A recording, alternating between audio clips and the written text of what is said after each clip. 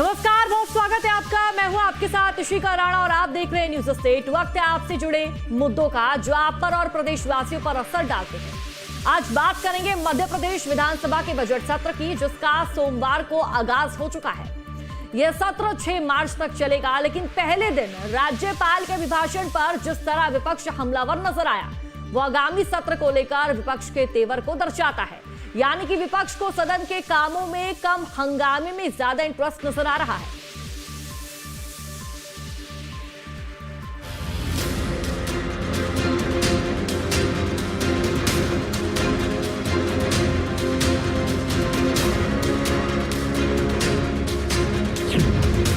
MP विधानसभा के budget सत्र का आगाज। हंगामे से शुरू हुई सत्र की शुरुआत।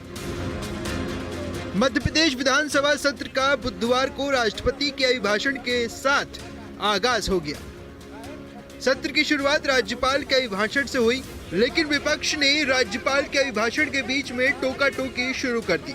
राज्यपाल के अभिभाषण के दौरान नेता प्रतिपक्ष उमंग सिंगार ने बीच में हस्तक्षेप करते हुए आरोप लगाया कि नल जल योजना समेत कई मुद्दे अभिभाषण में शामिल नहीं हैं, जिसके बाद विपक्ष ने नारेबाजी शुरू कर दी। हालांकि हंगामे के बीच राज्यपाल ने अपना अभिभाषण जारी रखा, विपक्ष हंगामा करता रहा। आखिरकार राज्यपाल ने हंगामे की वजह से अधूरा भाषण पढ़ा और चले गए। राज्यपाल के सदन से जाने के बाद कार्यवाही दोबारा शुरू हुई, जहां विधानसभा अध्यक्ष नरेंद्र सिंह तोमर ने कहा कि जो हिस्सा पढ़ा नहीं जा सका उसे पढ़ा हुआ माना जाएगा। इसके बाद सदन की कार्यवाही अगले दिन तक के लिए स्थगित कर दी गई। नेता प्रतिपक्ष उमंग सिंगार ने आरोप लगाया कि विपक्ष को राज्यपाल के भाषण की कॉपी नहीं दी गई। पिछले लगभग 2 साल के अंदर 6,500 करोड़ से ज्यादा का कर्ज हो चुका है। मतलब 250 करोड़ लगभग रोज के आसपास का कर्ज आप ले रहे हो। 1 साल की में ये स्थिति है आपकी, तो मैं समझता हूं कि सरकार कर्ज से जनता को घी पिला रही है कि खुद घी पी रही है। इस बजट के अंदर साफ होगा। 6 मार्च तक चलने वाले बजट सत्र का पहला दिन जिस तरह हंगामेदार रहा, वो सत्र के आगामी दिनों हंगामेदार होने के संकेत हैं। इस बात के संकेत पीसीसी चीफ जीतू पटवारी ने भी दे दिए हैं। हमने चिट्ठी लिखकर मुख्यमंत्री जी से आग्रह किया था कांग्रेस पार्टी ने कि 3 अपराधी मंत्री सदन में बैठे हैं। एक है विजय शाह, जो दूसरे हैं 35 मौतें हो गई। 35 मौतों की अगर इस तरह का आग्रह है तो फिर नहीं हो सकता है, वो मंत्री पद पे कैसे है। ऐसे ही 26 मौतें और है, जो 26 मौतें हुई इसके लिए भी दोषी है। तीनों मंत्रियों को पद पर रहने का अधिकार नहीं है। राज्यपाल जी का अभिभाषण निरर्थक रहेगा अगर ये मंत्री पद पर रहे। वहीं विपक्ष के हंगामे पर सीएम मोहन यादव ने तंज कसा। उन्होंने कहा कि कांग्रेसी समझने में गलती करती हैं, इसी कारण से अपनी विश्वसनीयता खो रखी है। विपक्ष में हो तो सरकार की कमजोरी बताओ, मर्यादा के पार जाकर राज्यपाल के भाषण का विरोध करते हैं तो अच्छी बात नहीं है। साथ ही विपक्ष को हर सवाल का जवाब देने का भरोसा भी दिया। बजट का अभिभाषण भविष्य का एक आईना होता है, जिस पर आगे जाकर के पूरे सत्र में चर्चा होती है। चर्चा में भाग लो, अच्छी बात हो तो आप प्रशंसा कर दो, कोई बात नहीं। प्रतिपक्ष में हो तो आप अपनी तरफ से कमजोरी बताओ, लेकिन अगर आप मर्यादा के दायरे के बाहर जाकर के राज्यपाल के अभिभाषण पर टीका टिप्पणी करते हो तो मैं मान के चलता हूँ अच्छी बात नहीं। अब नाच न जाने आंगन टेढ़ा, उनकी जनता बाजार में बात मान नहीं रही है तो वो ऐसी नादानी की बात कर रहे हैं। मध्य प्रदेश विधानसभा बजट सत्र के पहले दिन जिस तरह से विपक्ष ने तेवर दिखाए हैं, उससे सत्र के आगामी दिनों में भी सत्र के हंगामेदार रहने की संभावना है। लेकिन सवाल कई हैं। क्या विपक्ष का काम हंगामा करना है या जनता के मुद्दों को सदन में उठाकर सार्थक चर्चा करना है? भोपाल से अंकित श्रीवास्तव के साथ टीम न्यूज स्टेट। तो इसी मुद्दे पर विस्तार से चर्चा करेंगे। खास मेहमानों का पैनल भी हमारे साथ जुड़ चुका है, लेकिन उससे पहले न्यूज स्टेट के कुछ प्रमुख सवाल हैं जो कि मैं आपको बता देती हूं। देखिए, पहला सवाल, राज्यपाल के अभिभाषण के दौरान कांग्रेस का आखिरकार हंगामा क्यों? दूसरा सवाल, लोकतांत्रिक परंपराओं का अपमान आखिरकार क्यों विपक्ष हर बार करता है? तीसरा सवाल, बजट सत्र में कांग्रेस का हंगामा रणनीति से कैसे काम होगा? और फिर अगले सवाल की बात करेंगे, यानी कि चौथे सवाल की, जिसमें विधानसभा जनता के मुद्दे उठाने के लिए है या फिर हंगामे के लिए है, ये भी बड़ा सवाल खड़ा हो रहा है। और देखिए एक और सवाल, जहां विधानसभा में हंगामे से विपक्ष को आखिरकार हासिल क्या होता है। इन तमाम सवालों के इर्द गिर्द हमारा आज का जो डिबेट कार्यक्रम है वो रहने वाला है। खास मेहमानों का पैनल भी हमारे साथ जुड़ चुका है। इन खास मेहमानों का परिचय आपसे करवा देती हूँ। डॉक्टर सत्यप्रकाश शर्मा वरिष्ठ पत्रकार हमारे साथ जुड़ चुके हैं। सर, आपका बहुत बहुत स्वागत है न्यूज स्टेट पर। एडवोकेट प्रियंका दुबे प्रवक्ता है, भारतीय जनता पार्टी के स्पोक पर्सन है, मैम आपका भी बहुत बहुत स्वागत है। हिमानी सिंह जी हैं, प्रवक्ता है कांग्रेस की, आपका भी मैम बहुत बहुत स्वागत है। सबसे पहले मेरा सवाल आपसे रहेगा हिमानी जी, अभिभाषण के साथ सत्र की शुरुआत हुई, लेकिन यहां पर मैं आपसे ये समझना चाहूंगी हिमानी जी, भारतीय जनता पार्टी का सत्ता पक्ष का आप कैसे सहयोग करेंगे जो कि मध्य प्रदेश विधानसभा का जो बजट है सुचारू रूप से चल सके? शुरुआत करते हैं कहावत से जो मुख्यमंत्री जी ने बोली, नाच ना जाने आंगन टेढ़ा। इसके साथ में जोड़ दूंगी, उल्टा चोर कोतवाल को डांटे, कि जो कहावत जिनके ऊपर चरितार्थ होती है वो दूसरों के ऊपर उसको फिट करने की कोशिश कर रहे हैं। सत्ता संभाली नहीं जा रही है, किस चीज में सहयोग चाहते हैं आप हमारा? कि 35 लोगों की मौत हो, हम आपको सहयोग करें? दवा पीकर बच्चे मर जाएं, हम आपको सहयोग करें? आप अब अपने अभिभाषण में खुद का महिमा मंडन करें, हम आपको सहयोग करें? आप इन जरूरी मुद्दों को पॉइंट आउट तक करना जरूरी ना समझें, इन पे बात करना और इनका समाधान निकालना तो दूर की बात है। आप मर्यादा और नियम कानून की बात कर रहे हैं, आप विपक्ष को अभिभाषण की कॉपी ना दें, ताकि पता चल जाए कि आगे भी ये चीजें नहीं होने वाली हैं और ये इनकी अभिभाषण में जगह ही नहीं रखी गई है, और हम इन चीजों का सहयोग करें।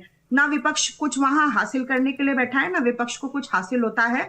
विपक्ष वहां बैठा है मध्य प्रदेश की जनता की आवाज उठाने के लिए और ये सुनिश्चित करने के लिए कि सरकार के द्वारा जो भी कमी पेशी रखी जा रही है, जहां जहां लापरवाही की जा रही है, जहां जहां उनसे जो गलतियां हो रही हैं जिन्हें वो स्वीकार करने के लिए तैयार नहीं है, तो सुधारना तो बहुत दूर की बात है, उनको पॉइंट आउट करना और जनता की आवाज। लेकिन हिमानी जी, सत्ता पक्ष का तो ये कहना है कि अभिभाषण को पूरा होने दिया जाता, उसके बाद चर्चा होती, तब इनके तमाम जो सवाल है हम उसका जवाब देते, लेकिन अभिभाषण के बीच में जो कांग्रेस है वो टोकने लग गई और हंगामा कर दिया।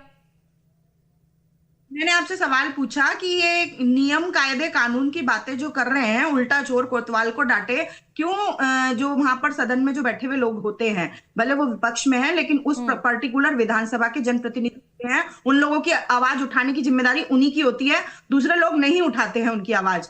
तो आपने उन लोगों को उस अभिभाषण की कॉपी क्यों नहीं दी गई? जब ये नियम के अंतर्गत था तो हम भी पढ़ लेते कि अगर आगे भी कहीं लास्ट लाइन में वो लोग वो श्रद्धांजलि अर्पित करने वाले हैं क्या 35 और 26 लोगों को जिनको सरकार की लापरवाही की वजह से अकाल मृत्यु प्राप्त हुई, वो लोग जिनके बारे में जिनकी 35 आधिकारिक संख्या है, इससे ज्यादा पता नहीं कितने लोग प्रभावित है जिन्हें किसी दूसरे रीजन की वजह से यही नहीं माना गया कि ये यहाँ इस वजह से मरे हैं, वो किराएदार हैं या उनको कोई और दूसरी बीमारी हो गई, कुछ भी बहाना करके उनकी मृत्यु को दूसरे उसमें डाल दिया गया। और क्या वो मध्य प्रदेश के निवासी नहीं थे? अगर पर्टिकुलर सिर्फ भागीरथपुरा के रहने वाले नहीं थे? ऐसे ही कफ कांड में भी जाने कितनी मृत्यु हुई है जिनको आधिकारिक नहीं माना गया है। आधिकारिक आंकड़ा 35 और 26 है, जिसको भी सरकार मानने से इनकार करती रही है। आप इतने महत्वपूर्ण मुद्दों को छोड़कर अपनी वाहवाही करने का काम करेंगे और विपक्ष आपको सहयोग करता रहे, ये नहीं हो पाएगा, संभव नहीं है, आगे भी नहीं होगा, अभी भी नहीं होगा, कभी नहीं होगा। ठीक है, इसका जवाब हम जान लेते हैं। एडवोकेट प्रियंका दुबे जी, मैम आपके पास आते हुए, कांग्रेस कह रही है कि भारतीय जनता पार्टी अभिभाषण के दौरान अपना महिमा मंडन कर रही थी, जो असली मुद्दे हैं उनको रखा नहीं जा रहा था, असली मुद्दों का जिक्र नहीं हो रहा था, अभिभाषण की कॉपी तक हमें नहीं दी गई। नमस्कार ईशा जी, हिमानी मैम और सत्यप्रकाश सर को नमस्कार करते हुए और पूरे दर्शकों को नमस्कार करते हुए ये बात रखती हूँ कि मेरी बहन ने कहा कि हंगामा इसलिए किया गया क्योंकि विपक्ष का कार्य होता है जनता की आवाज को सदन में उठाना। ये पक्ष और प्रतिपक्ष दोनों की जिम्मेदारी होती है और बहुत गंभीरता से इस जिम्मेदारी का निर्वहन किया जाना चाहिए। जहां तक मेरी जानकारी है, 16 तारीख से 6 मार्च तक सदन की कार्यवाही चलना है, जिसमें 3,478 जो है वो प्रश्नों को रखना है, 236 ध्यानाकर्षण है, 10 स्थगन प्रस्ताव है, 41 अशासकीय संकल्प पेश करने हैं, जो कि अलग अलग शून्यकाल में विधानसभा में 83 सवाल 83 क्वेश्चंस राइज होने हैं। क्या इतना धैर्य रख लेना विपक्ष के लिए कठिन था? क्या विपक्ष गंभीरता के साथ अगर आज पूरे अभिभाषण को सुन लेता, उसके बाद अपने क्वेश्चन को, मैं कहती हूँ पूरी ताकत से भी रखता, तो क्या जनता के सामने एक सकारात्मक पक्ष प्रस्तुत नहीं होता? इतना धैर्य जनप्रतिनिधि के अंदर होना चाहिए अथवा नहीं होना चाहिए? हम उस पूरी जनता को रिप्रेजेंट करते हैं जो हमको चुन करके सदन तक पहुंचाती है, तो क्या इतनी गंभीरता हमारे अंदर नहीं होनी चाहिए? अगर कोई विषय निकल के आए हैं तो आज पूरा भी हम कहें तो पूरा 6 तारीख तक कार्रवाई चलनी है, उसमें क्या हमें बार बार ऐसा मौका नहीं मिलेगा जिसमें हम अपने विषयों को अच्छे से सकारात्मक समस्याओं के ऊपर समाधान के साथ, और मैं तो कहती हूँ प्रतिकार के तौर पे भी, विरोध के तौर पे भी, क्या धैर्य के साथ इन बातों को नहीं रखा जा सकता? क्या अभिभाषण को बाधित करना ही एक आखिरी विकल्प बचा था? अभिभाषण को कितना समय लगता पूरा होने में, आप बता सकते हैं? तो कुछ चीजें जो सदन की हैं, सदन की गरिमा में, सदन की मर्यादा में अच्छी लगती हैं। हो सकता है आपके विचार विरोध हो सकता है, मतभेद हो सकते हैं, उसे रखिए, पूर्ण विश्वास और ताकत के साथ रखिए, परंतु इस तरीके से कार्यवाही को बाधित करना मेरे हिसाब से तो पूर्णतः कह सकते हैं अमर्यादित भी है और अनुचित भी है।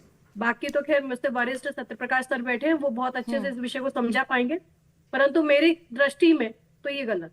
ठीक है, आपने अपना पॉइंट ऑफ व्यू रखा। हिमानी जी आपके पास आऊंगी, सत्यप्रकाश जी से रिएक्शन लेना चाहूंगी। सर, आज अभिभाषण हुआ, अभिभाषण के दौरान राज्यपाल द्वारा जिस तरह से अभिभाषण पर चर्चा की गई, जो अभिभाषण की शुरुआत हुई वही काफी ज्यादा हंगामेदार रही। सर, इस आज के पहले दिन को देखकर क्या लग रहा है, आगामी दिनों में किस तरह की तस्वीर देखने को मिलेगी इस बजट सत्र को लेकर? देखिए, सबसे पहले चाहे विधानसभाएं हो प्रदेश की या पार्लियामेंट हो, पार्लियामेंट में प्रेसिडेंट का भाषण, अभिभाषण, और स्टेट की विधानसभाओं में राज्यपाल का भी भाषण भारतीय संविधान के आर्टिकल 175-176 के तहत होता है, जिसका तात्पर्य होता है, ये माना जाता है, क्योंकि आप जानते हैं कि 3 चीजें होती हैं, एग्जीक्यूटिव, जुडिशियरी और लेजिस्लेटिव। एग्जीक्यूटिव का हेड राज्यपाल होता है, यानी सरकार का मुखिया कौन होता है?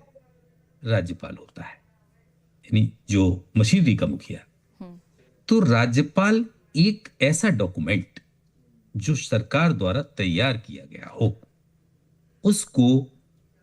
उसमें क्या क्या शामिल होता है? सरकार की योजनाएं, उसके प्रोग्राम्स, आगामी समय में उसका विजन और उपलब्धियां, ये सब शामिल होके उसको पढ़ा जाता है। फिर इसके बाद उसमें जो कमी वेसियां होती हैं, उस पर विपक्ष अपने प्रश्न या अपने उन मुद्दों को जो कहीं ना कहीं समाज के लिए या प्रदेश के वेलफेयर के लिए महत्वपूर्ण होते हैं, उनको उठाता है। यानी कि वो प्योरली गवर्नमेंट का डॉक्यूमेंट होता है जिसको पढ़ता है। तो उसमें इसके एक मैं और उदाहरण दे रहा हूं आपको, शायद ये एडवोकेट हैं, समझ सकती हैं ज्यादा अच्छे से। 1974 में सुप्रीम कोर्ट ने, प्रियंका समझना, एक बार एक आदेश दिया था, Shamsher Singh versus state of Punjab, जिसमें यह कहा गया था कि राज्यपाल केवल सरकार के द्वारा तैयार किया गया अभिभाषण पढ़ सकता है, उसमें सरकार की कमियां गिनाना कहीं ना कहीं वो असंवैधानिक माना गया है। तो मेरा कहने का तात्पर्य है कि विपक्ष को मुद्दे उठाना विपक्ष का धर्म है, उसकी जिम्मेदारी है, लेकिन विपक्ष को धैर्य के साथ सर मुद्दे उठाने चाहिए। पूरी बात सुनिए आप, प्लीज बीच में मत बोलिए। जी बोलिए। उसका धर्म है, उसको मुद्दे उठाने ही चाहिए, लेकिन संवैधानिक और नैतिक दायरे के अंदर। ये क्या है, ये थोड़ी परंपरा अच्छी नहीं है। अभिभाषण पूरा होते उसके बाद आप पॉइंट आउट करते, क्योंकि धन्यवाद ज्ञापित किया जाता है, उस पर डिस्कशन होता है सभी हाउस में, तो तब आप उन मुद्दों को उठाते तो मुझे लगता ज्यादा बेहतर होता। आपका इंप्रेशन पब्लिक में जाता, पब्लिक उन विषयों को समझती। हाँ, एक बात जरूर है, जैसा कि कांग्रेस की स्पोक्स पर्सन ने ये आरोप लगाया है कि उनकी पार्टी के लेजिस्लेटर्स को वो डॉक्यूमेंट नहीं दिया गया है। हालांकि ये दिया जाना चाहिए, हाउस के अंदर देते या हाउस समाप्त होने के उस दिन का डे होने के बाद देते, इस पर तब चर्चा हो तो मुझे लगता ज्यादा बेहतर होगा। क्योंकि संवैधानिक परंपराएं निभाने के लिए सरकार तो होती ही होती है, कहीं ना कहीं विपक्ष भी उतना ही जिम्मेदार होता है और उसको उसमें सहयोग भी करना चाहिए। देखिए, मैं फिर भी कहूंगा, उमंग सिंगार हो, मुख्यमंत्री डॉक्टर मोहन यादव हो या स्पीकर नरेंद्र सिंह तोमर हो, जब से इन तीन की तिगड़ी है, कहीं ना कहीं मध्य प्रदेश में 20 साल बाद वो समय फिर देखने को मिला है कि जो भी सेशन हो रहे हो विधानसभा की, वो अपना कार्यकाल पूरा कर रहे हैं। हालांकि एक मेरी चिंता जरूर है कि अगर 20 साल पहले की चीजें देखी जाएं तो ये देखा जाता था कि उस समय ये बजट सेशन सबसे महत्वपूर्ण होता है किसी भी हाउस का, उसका ड्यूरेशन बड़ा होना चाहिए, यानी नेता प्रतिपक्ष। बिल्कुल सर, 20 साल पहले की बात कर ले या फिर अभी की बात कर ले, बजट सेशन हर साल का बहुत ही महत्वपूर्ण होता है। ठीक है, मैंने आपकी बात को समझा, आपके पॉइंट ऑफ व्यू को समझा। मैं आपके पास आना चाहूंगी, हिमानी जी हमारे साथ लगातार है, कांग्रेस के प्रवक्ता। हिमानी जी, आपके पास आते हुए देखिए, हमारे जो यहाँ पर जो मेहमान जुड़े हुए हैं भारतीय जनता पार्टी की, अगर मैं बात कर लूं या फिर मैं सीनियर जर्नलिस्ट की बात कर लूं, यही इनका कहना है कि कांग्रेस को धैर्य रखना चाहिए था, कांग्रेस को अभिभाषण को सुन लेना चाहिए था, उसके बाद कांग्रेस अपनी बात रख सकती थी, अपने सवाल सत्ता पक्ष के सामने रख सकती थी। बिल्कुल, बहुत सारी बातें प्रियंका जी ने भी कही, सत्येंद्र जी ने भी समझाने का प्रयास किया।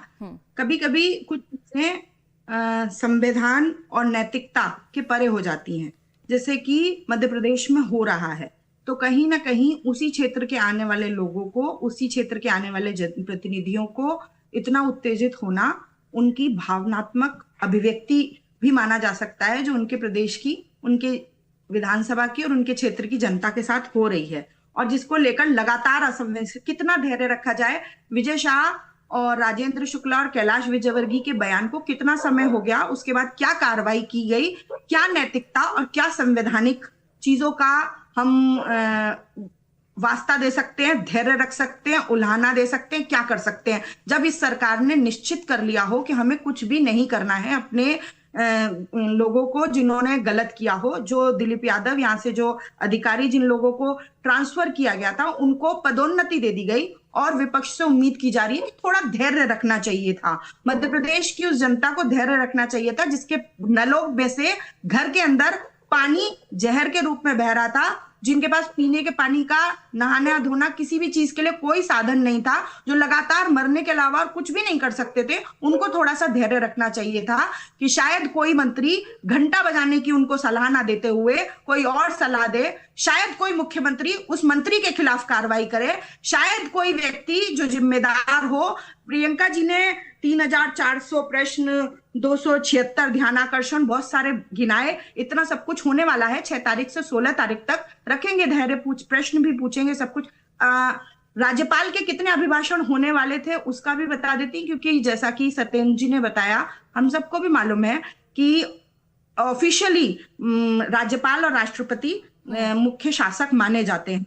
तो जब उनके अभिभाषणों में आप कह रहे हैं योजनाएं होनी चाहिए, सरकार की उपलब्धियां होनी चाहिए, तो उन योजनाओं में इन चीजों का जिक्र होना चाहिए था कि मध्य प्रदेश में जहां जहां भी पाइपलाइन फूट गई हैं उनको दुरुस्त करने का कार्य किया जाएगा। उनको दुरुस्त करने के लिए हमारे तरफ से प्रस्ताव रखा जा रहा है, तो भी चुप रहने की बात हो जाती। कोई भी चीज किसी भी तरीके से कही जा सकती है, सकारात्मक और नकारात्मक। आप उसको अपनी योजना बनाकर भी ये दिखा सकते थे कि आप उसके प्रति संवेदनशील हैं और आप ऐसा कुछ करने वाले हैं। मध्य प्रदेश की एक बहुत बड़ी समस्या है, उन दो समस्याओं का एक ही इलाज हो सकता था। जो दूसरी चीज जिसके बारे में विपक्ष ने आपत्ति दर्ज कराई, जो कफ कांड था, उस कफ कांड में जो दवा थी वो किसी दूसरी जगह से आ रही थी। अगर इस तरह की मेडिकल कंपनियां और स्थापित की जाए मध्य प्रदेश में, तो मध्य प्रदेश की रोजगार की जो समस्या है उसका भी हल हो सकता है। तो इसको एक योजना के रूप में भी दिखाया जा सकता था कि कहीं और से जहरीली दवाएं लाने के बदले हम अपने मध्य प्रदेश में इस तरह के उद्योग शुरू करेंगे,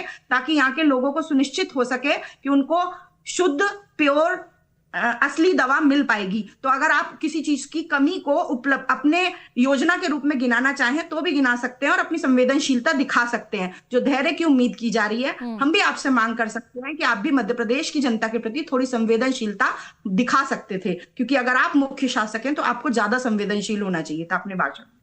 ठीक है प्रियंका जी, आपसे मेरा सवाल है, 18 फरवरी से जो मेन बजट सत्र है उसकी शुरुआत हो जाएगी, यानी कि जो विधानसभा का बजट है वो सत्ता पक्ष द्वारा, बीजेपी द्वारा पेश कर दिया जाएगा। ऐसे में आगामी रणनीति क्या रहने वाली है? और आशा यही करते हैं कि जो हाल फिलहाल में हुआ है 2025 से 2026 में जो मध्य प्रदेश में तमाम घटनाएं घटित हुई है उसको ध्यान में रखकर ही इस बजट को बनाया गया होगा। प्रियंका जी। निश्चित तौर पे इशिका जी, जैसे बात धैर्य की आई, तो धैर्य तो उतना ही रखना चाहिएगा जब पहले धमाकों के साथ पूरा भारत दहल जाता था और हजारों लोग मारे जाते थे, तब सरकार अपना मुंह छुपा लेती थी।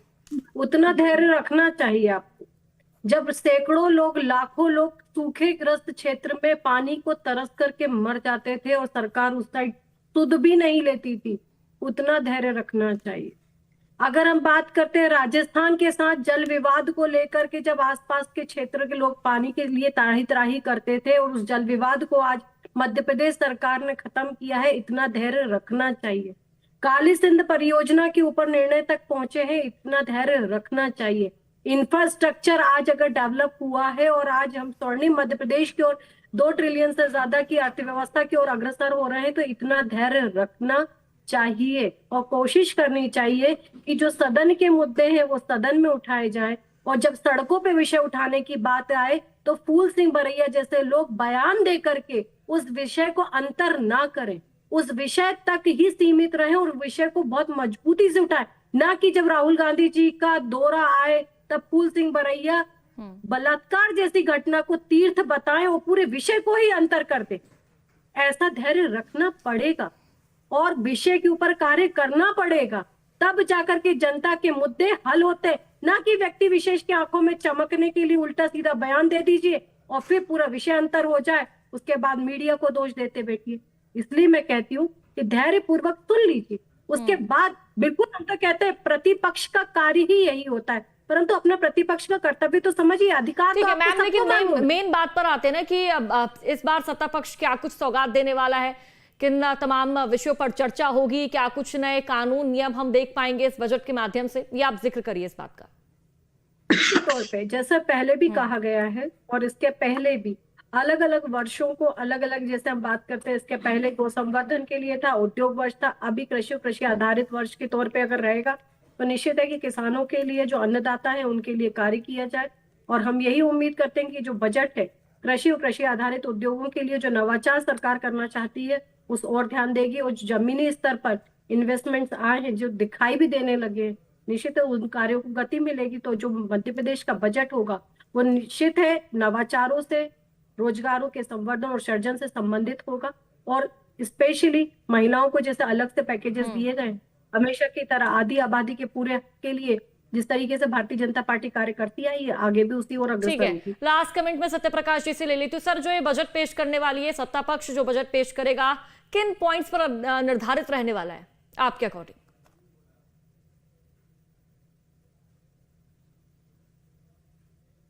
जैसा कि मध्य प्रदेश ने इस वर्ष को, यानी कि मुख्यमंत्री डॉक्टर मोहन यादव ने